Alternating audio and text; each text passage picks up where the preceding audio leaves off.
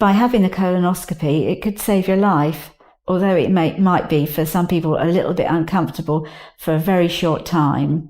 It could mean everything to their treatment and to the rest of their life. In this video, we'll explain all the surprising facts about colonoscopy and will include real patient testimony. Once the patient is handed over to the scheduling team, the staff review the instructions by phone and also mail a printed copy with every detail needed. This is Elaine. She is a colonoscopy patient. She is going to tell you her experience in this video. The appointment letter just gives you the date and the time and whereabouts you've got to go. The leaflet just gives you a brief resume of what the procedure is. So it's like a small informative leaflet, but it's not a frightening leaflet. The pre-procedure check is intended especially for those with complex medical histories or on anticoagulant medication. These patients are typically asked to attend an in-person review, but if that's not possible, a quiet environment is arranged for a phone assessment so confidential details can be discussed. A light, low-fiber diet is advised for the 48 hours before your appointment to ensure your bowel is as clean as possible, which allows for clearer examination and more accurate findings. Your prescribed laxative schedule depends on your slot. For morning appointments, you'll take 1 liter the previous morning and another liter that afternoon. For afternoon slots, you'll take the first liter the day before in the afternoon and the second liter the morning of your procedure. Don't worry about rushing to the toilet immediately. Most people only start to feel the effects once they begin the second liter. It's 2 liters to use as a laxative to clear the bowel. It does feel something quite alien to have. So I decamp it into about 4 or 5 glasses and have a straw so it's not going all over your mouth, and then just keep sipping. Upon arrival at the department, the receptionist will welcome you and notify a nurse of your presence. The admitting nurse will then escort you to a private room to complete the admission formalities, which include reviewing your medical history, confirming the reason for your visit, and obtaining your informed consent. During this discussion, we'll explain exactly what the procedure involves and outline any potential risks, such as a bowel perforation or bleeding if a polyp is removed. Or biopsies are taken, though complications are very rare. You may withdraw consent at any time. Next, we'll secure a wristband displaying your name, NHS number, and date of birth as part of our safety checks. Record your vital signs, blood pressure and pulse, and insert a small cannula in the back of your hand for administering sedation or any other necessary medications. After admission, you'll be asked to change into a hospital gown. We generally recommend sedation because the procedure can be lengthy and somewhat uncomfortable, though you're free to decline. If you choose sedation, please arrange for someone to pick you up afterward, even if you came by public transport. Bear in mind that the procedure isn't instantaneous. Other patients' schedules can shift, so wait times may vary and are sometimes unpredictable. It can be 20 minutes. Half an hour, I think, is the most I've ever waited.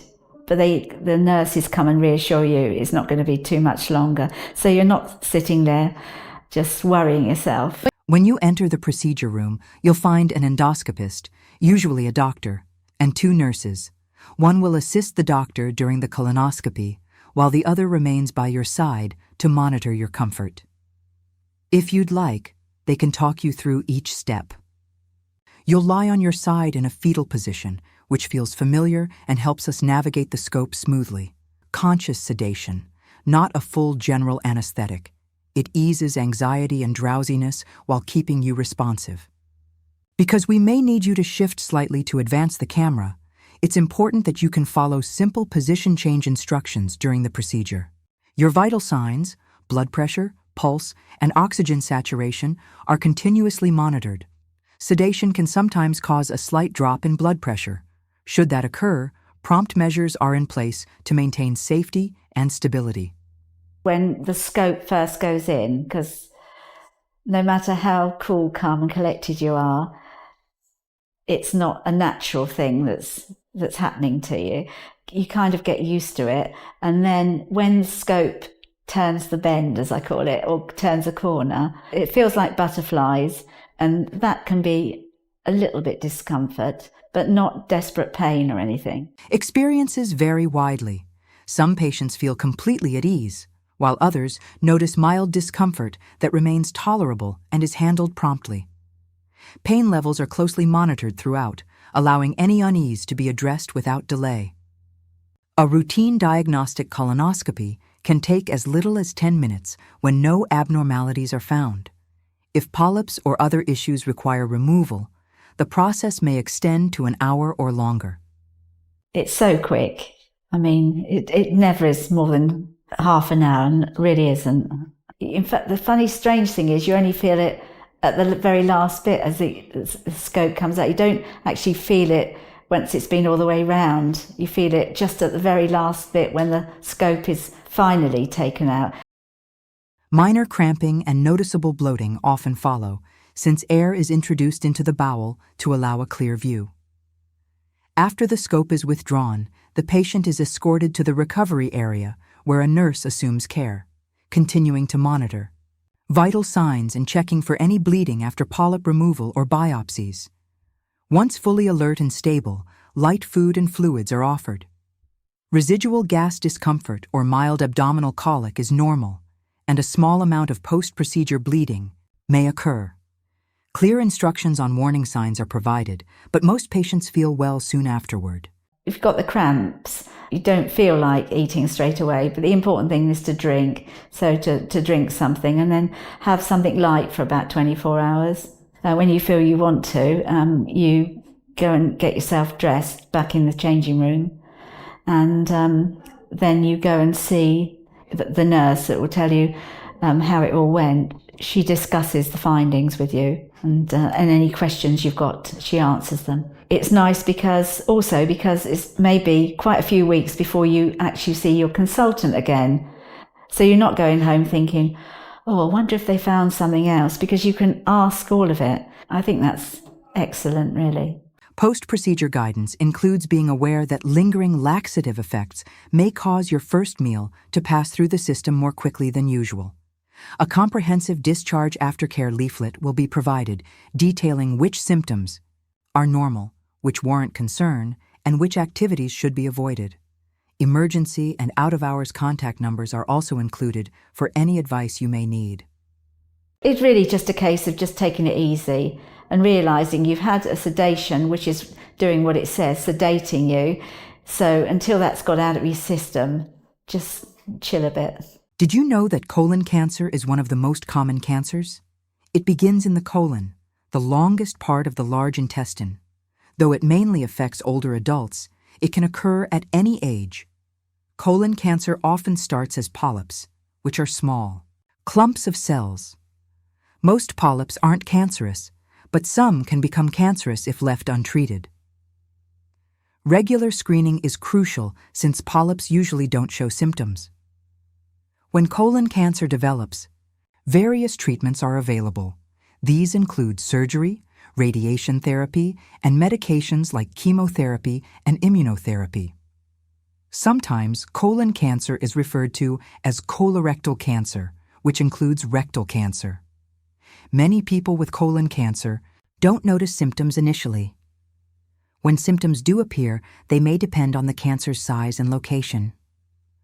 Common symptoms include changes in bowel habits, rectal bleeding, abdominal discomfort, fatigue, and unexplained weight loss.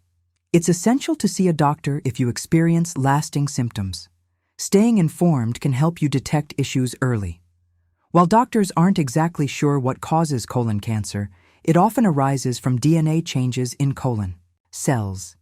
This leads to uncontrolled growth and the possibility of tumors forming. Tumors can invade surrounding tissues and spread throughout the body, referred to as metastatic cancer. Several risk factors increase colon cancer chances. These include age, race, personal history of polyps or colorectal cancer, and inflammatory bowel diseases. Additionally, certain inherited syndromes, family history, dietary choices, lack of exercise, diabetes, obesity, smoking, and excessive alcohol consumption can all elevate risk.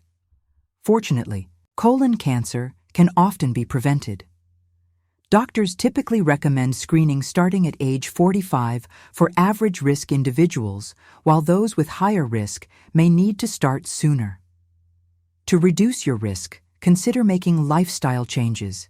Eating a balanced diet rich in fruits, vegetables, and whole grains is beneficial. Limiting alcohol intake and quitting smoking is important too. Regular physical activity, aim for at least 30 minutes most days, helps maintain a healthy weight.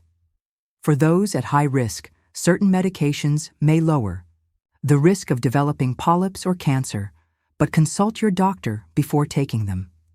Staying informed about colon cancer signs and prevention is vital.